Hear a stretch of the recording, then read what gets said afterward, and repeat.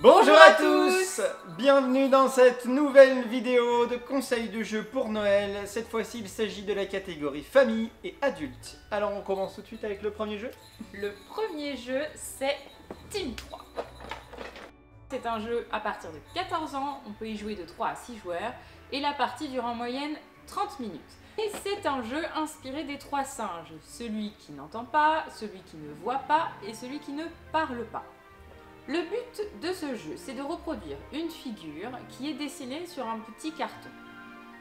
Le premier d'entre vous va voir le carton et devoir mimer au second comment assembler les pièces. Le second, lui, va devoir donner des indications orales au troisième qui ne voit pas, afin que ce dernier reproduise la figure qui est présente sur la cartonnette.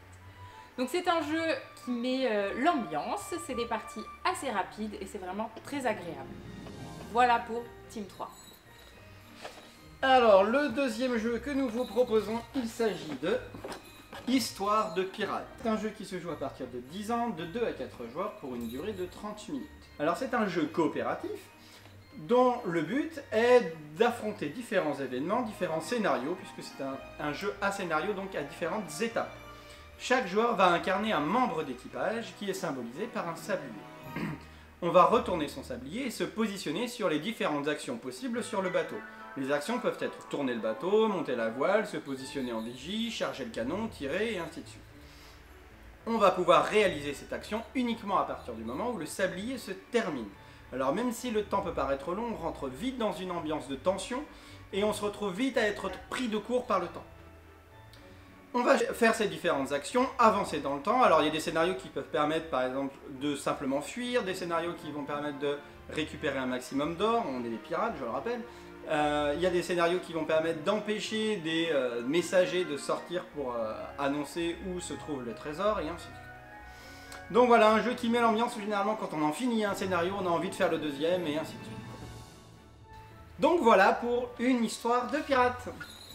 Et on termine avec un petit jeu qui s'appelle Undo. C'est à partir de 10 ans, on peut jouer de 2 à 6 joueurs et la partie dure en moyenne 60 minutes. Les Undo sont des jeux que les aficionados des Unlock vont adorer. Dans Undo, il s'est produit un décès et devant vous, vous avez la ligne temporelle de la personne décédée.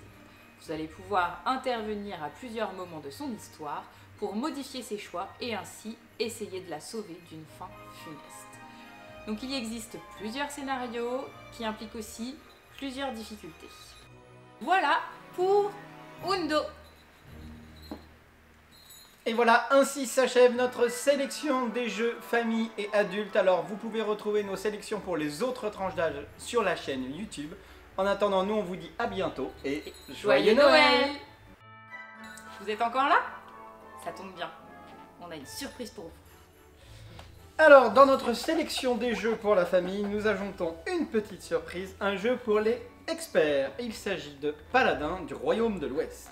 Alors, Paladin du Royaume de l'Ouest, c'est un jeu qui se joue de 1 à 4 joueurs. Oui, on peut y jouer en solo à partir de 12 ans pour une durée de 90 à 120 minutes. Alors, le temps dépend bien évidemment du nombre de joueurs.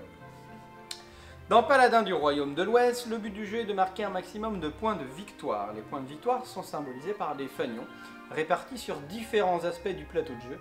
Donc on peut gagner des points de victoire de plein de manières différentes. A son tour, chaque joueur va avoir un nombre de personnages prédéterminés et chacun va choisir les actions qu'il veut faire avec ceux-ci. On peut les positionner sur du développement pour réduire le coût ensuite, on peut permettre de récupérer de l'argent ou de la nourriture. À chacun de combiner ces personnages de manière différente pour récupérer soit des actions, soit des personnages supplémentaires pour faire de nouvelles actions et ainsi de suite, ou des points de victoire.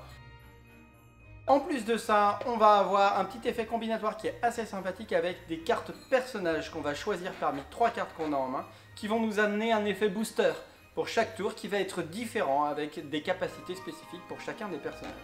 Vous l'avez compris, du coup, Paladin des Royaumes de l'Ouest, c'est un jeu pour les joueurs avec des pièces qu'on va positionner pour essayer de se développer au maximum pour marquer un maximum de points à la fin de la partie.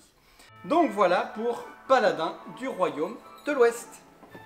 Cette fois-ci, c'est vraiment la fin de cette vidéo. On vous donne rendez-vous l'année prochaine pour de nouveaux conseils de Noël et en attendant, portez-vous bien. À bientôt! À bientôt!